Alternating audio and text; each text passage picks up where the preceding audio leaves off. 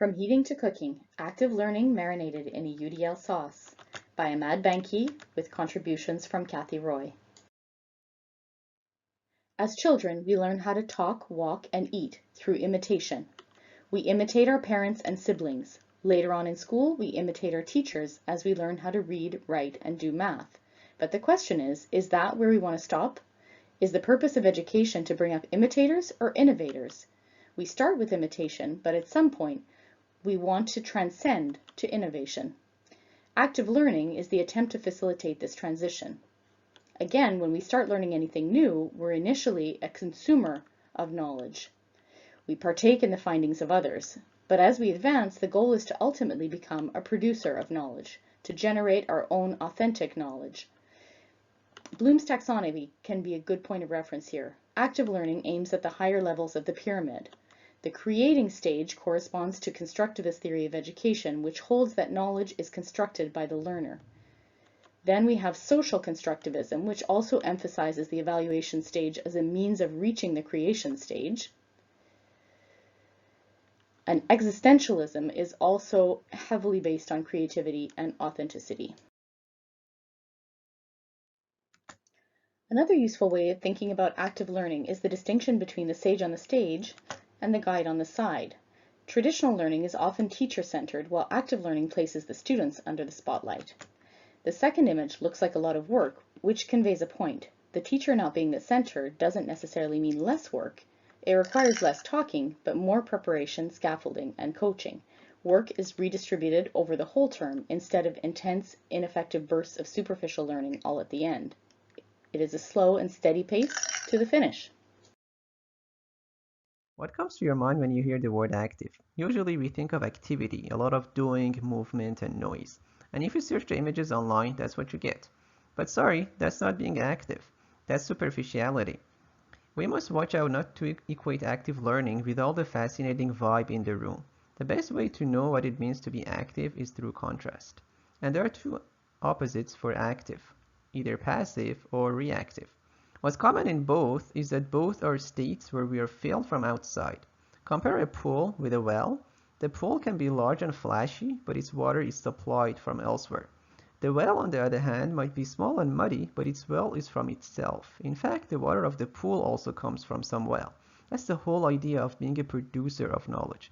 The pool is a good example for teacher-centered education, while the well shows constructivism. Being passive is to be raw and unripe.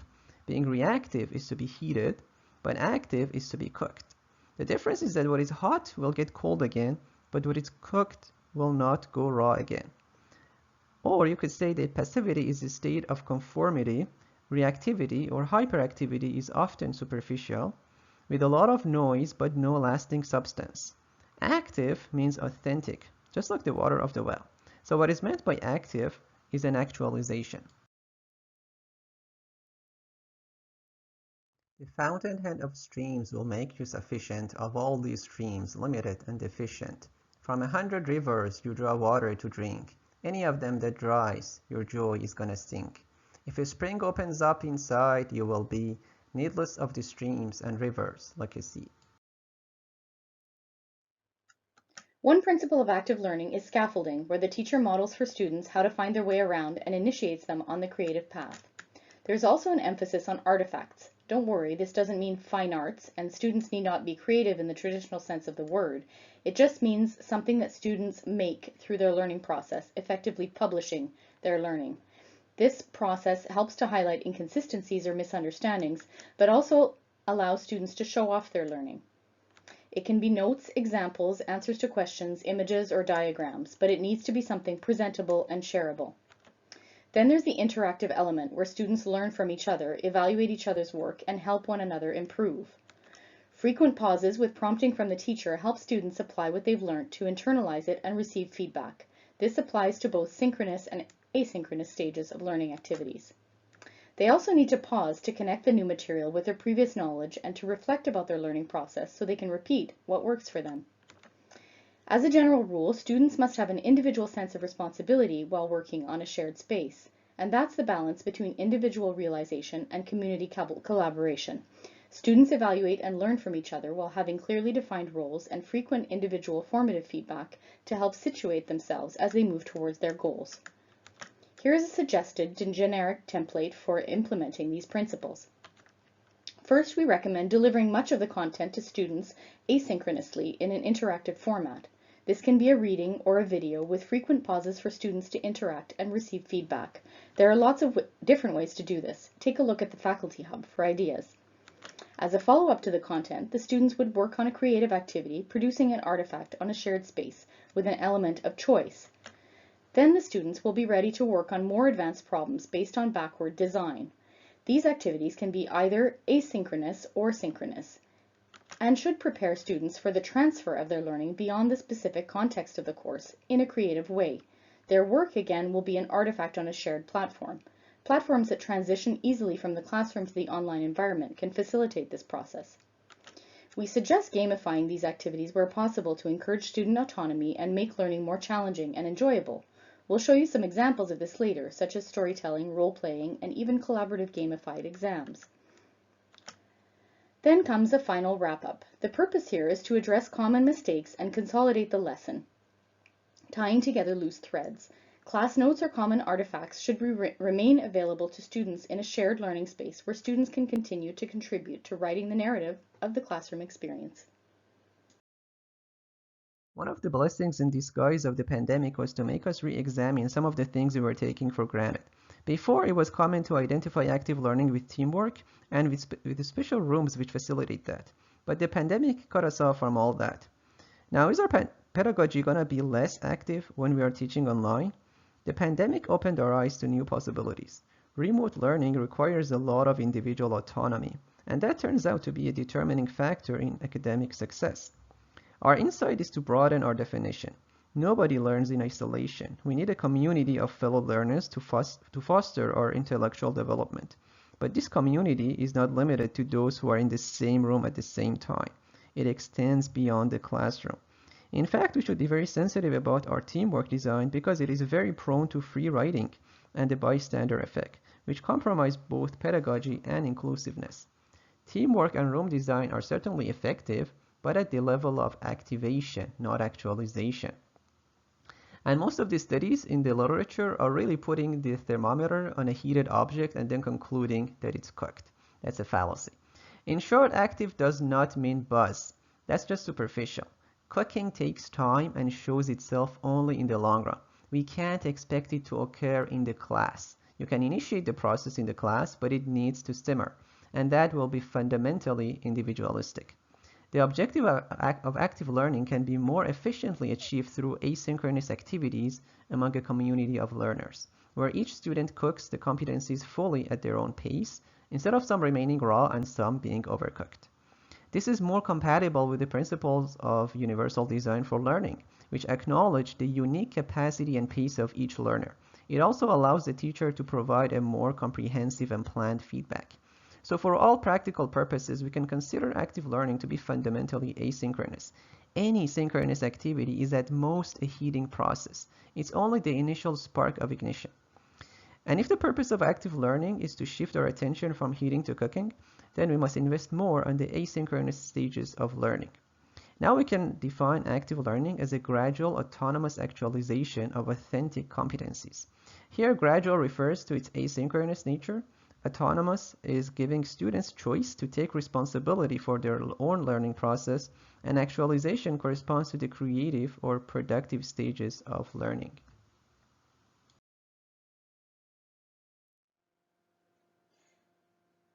This is a glimpse of the three-stage model in action. What you see here is the shared space the students are working on in groups for a case study activity. It's pictured in the online setting, but this could be done in a high-tech or low-tech active learning classrooms. Students have watched a short interactive video asynchronously prior to class about the underlying lung diseases, in this case asthma. In class, they viewed a short video playlist of 4 different patients with these diseases speaking about their subjective experiences. Then each student chose the video they found most interesting, signed up for that group, and you can see the 4 different groups and working on their cases over here on the side. And they're working through the expected findings and creating a treatment plan as a team, applying what they've learned in the asynchronous activity and in the lab. Students assign roles in the group so that more comfortable students can share their findings afterwards. And where am I in all of this? I'm the guide on the slide. Over here, interacting unobtrusively, bouncing around between the different students' work and giving them feedback and guiding them along their way. This is followed by compare and contrast consolidation discussion, and afterward the students are left with a shared artifact to study from. Why build cases for students if they can do it for themselves? Gamification is a vast topic. Here we'll share with you only a few tips based on our experience. This is not about video games or anything too flashy. Video games are heated, which is exactly why they're addictive. Ever-increasing doses are needed to keep up the thrill. But active learning games can unfold in a less heated and more gradual way. Here's how we define gamification of learning. So basically you don't need to make yourself a clown in order to animate your class. But if you want, that's okay. The nose really looks good on you, Kathy. A gamified activity would have a plot line. You would also want to have a scaffolding warm-up stage to get the creative juice flowing. Your activity must become progressively more challenging to help the students climb Bloom's pyramid. But it is important to allow the students opportunities to redo. There is no point of no return. Students should get to keep trying until they get it right. Add some element of luck or surprise. This can be as simple as randomizing roles or task assignment using a spin-off wheel generator. Give students choice on how to develop their creative design. This will allow them to engage with the activity with greater commitment and claim ownership over it. Establish some rules to help add the dopamine factor. This would be like finding their way out of a maze. These rules and instructions can be arbitrary, or they can be linked to learning objectives. Praise their work and review some examples for feedback. Let succeeding at the task be its own reward. You would also want to keep the rounds relatively short. It's not a game if they have to wait for the next week to see the results. Now, given all these points, gamification works best for low-stake activities. Or if the stakes are higher, you'll need to have a pressure release valve. That's to quote our good friend Chris Whitaker, which means a chance for students to recuperate if things don't go as planned. So the atmosphere should be energized but not stressed. The gaming environment should not be a judgmental one. Anonymity and paired work can also help relieve pressure. So there can be some consequence, some countdown, some accountability, but all with low stakes. Always start with your desired learning outcomes as the basis of your activity, then add gaming elements from there. One form of gamification is having an illustrated course glossary made by the students. You can give them a choice of concepts and then they will make a visual representation of their choice, like a top-down paternalistic approach to the economy or the balloon effect in drug prohibition. Then the other students have to write an interpretation of the image, like a guessing game. Now you should assure them that this is not about being artistic, but being thoughtful. So the concept of labor in economics can have a fairly simple yet meaningful representation. This video was taken of students working on the collaborative component of a two-part gamified exam. This technique takes that heated debate that usually happens outside the classroom door and brings it in the room for students to discuss in a productive way to get instant feedback using these novelty scratch and win cards that really make students get out the high fives. I've heard this called group work on steroids. We harness the high-stakes energy of the exam and funnel it into intense collaborative problem solving, and because it's still a test, they have to rely on each other instead of depending on the teacher's expertise. Feedback has been very positive. One student responded on a survey. I feel like I really retained the information from that collaborative exam, and another said while walking out of the room, funnest exam ever. Take-home points, exams can be fun, and learning doesn't have to stop just because we're assessing them.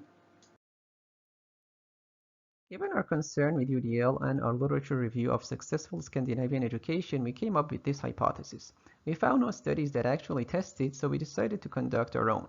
At the beginning of the term, we gave a survey to the students and asked them to choose one of the three options. Notice the wording and the emphasis here. The purpose is to identify autonomy. About 1/3 picked each category. We let them experience the course design for about 2 weeks as a trial and then allowed them to change their choice or pick their teammates. So these are we're going to show you the results of tests, 2 tests based on creation and evaluation layers of Bloom's taxonomy. As we can see, there was this significantly higher representation of the solo performers on the higher grade categories. To measure student autonomy and motivation, we tested to what extent they tend to procrastinate their weekly activities. So here's some data on pre-class assignments, which everyone could have done at any time without depending on others.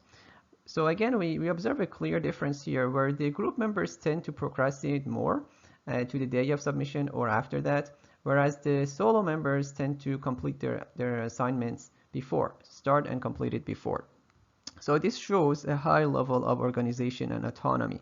Again, these were not group activities, so it's not because of the complications of coordination among group members. It's simply a reflection of personality and study habits. So the results show that students who work alone can outperform group members when this is an authentic decision of their own. And there is also a significant difference of personality and study habits between the two cohorts. And that is our conclusion, to recognize this diversity. By the way, introversion is not an exception. A significant subset of college students, that's about 1/3 of our students, are introverted. It's unfair if we force them to work in teams when they have the capacity to learn better on their own. So while the transition from traditional classrooms to tech rooms was a progress, the journey continues. And the next step is learning in a wider community with greater autonomy. Our research also proves a profound quote by Milton Friedman.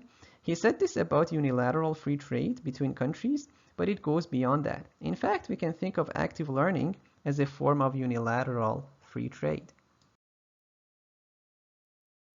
Thanks a lot for watching, and a special thanks to our friends who helped us along our journey.